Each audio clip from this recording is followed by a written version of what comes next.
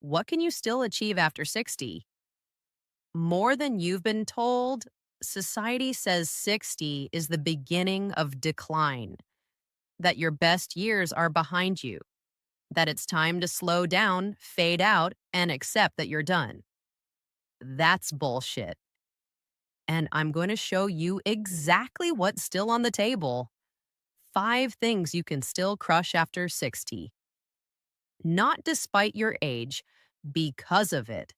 Now, look, I'm not here to sugarcoat anything. I'm here to tell you the truth. You've been sold a lie about aging, and the men who refuse to buy it are the ones living fully while everyone else is fading. So, let me break down what you can still achieve, what you can still dominate, what you can still build. Because 60 isn't an ending, it's just the point where you stop pretending and start doing what actually matters. First, let's talk about your body, because this is where most men give up first.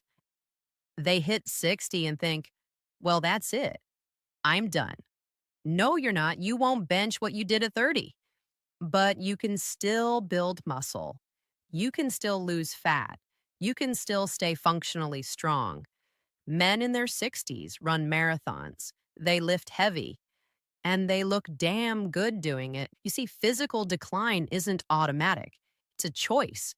It's what happens when you stop moving, when you stop challenging your body, when you accept weakness as inevitable. But it's not inevitable, it's optional.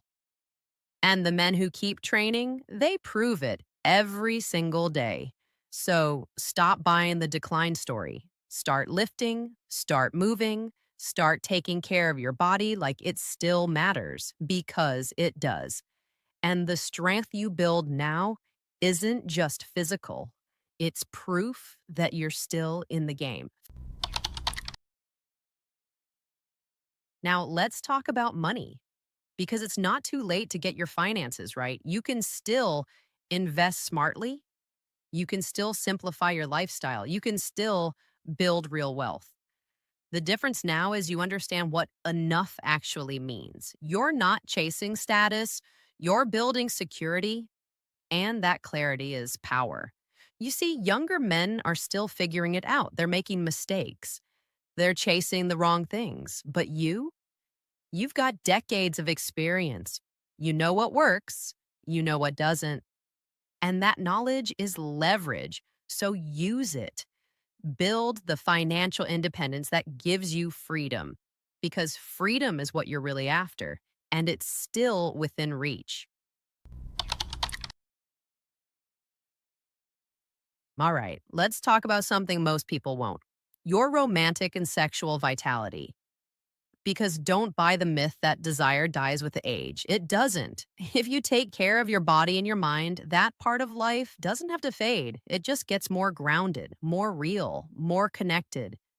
You see, younger men are driven by impulse, but you're driven by presence, by connection, by actually knowing what you're doing. And that's magnetic.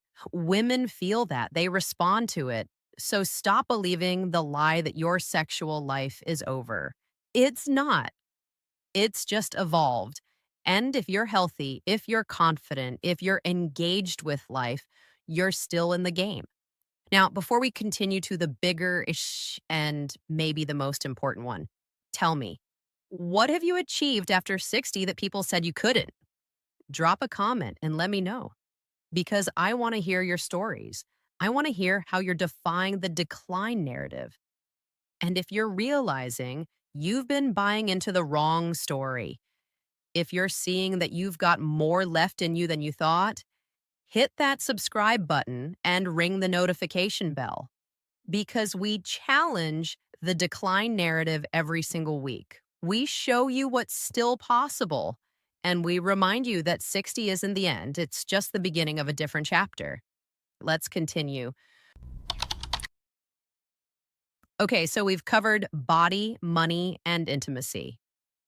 Now let's talk about reinvention, because this is where it gets exciting. New career, new city, new purpose, new adventure. Men who've done it all can finally live authentically without worrying about approval. And that freedom, that's when life gets real. You see, reinvention isn't just possible after 60, it's ideal because now you know who you are.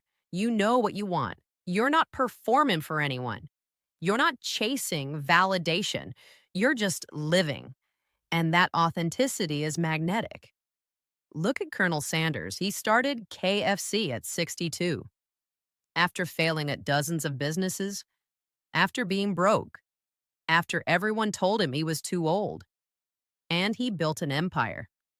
Or take Vera Wang. She entered the fashion industry at 40 and didn't peak until her 60s. Or Ray Kroc, who was 52 when he started building McDonald's into what it became. These aren't anomalies, they're proof. Proof that experience, clarity, and guts matter more than youth. And you've got all three.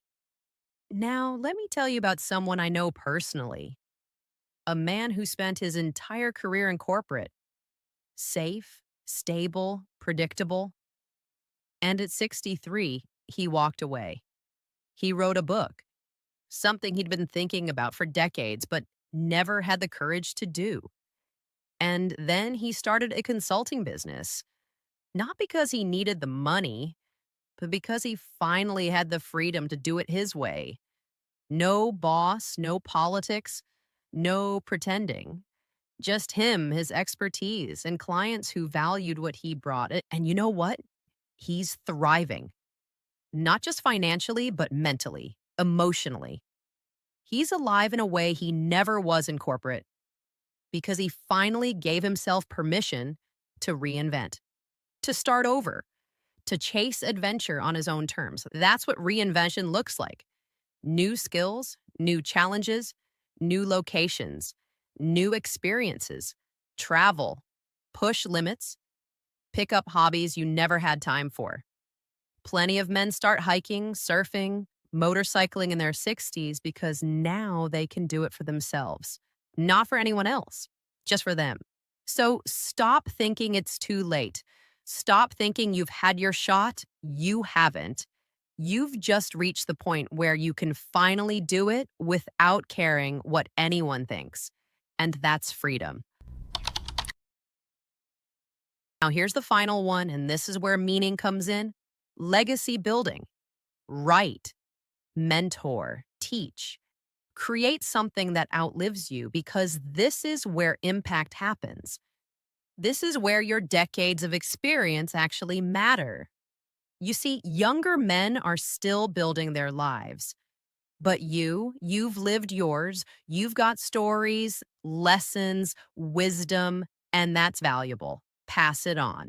Write the book, start the podcast, mentor younger men who need what you know, build something that lasts beyond you. Because legacy isn't about money, it's about meaning. It's about leaving something behind that matters. And you've got everything you need to do that right now.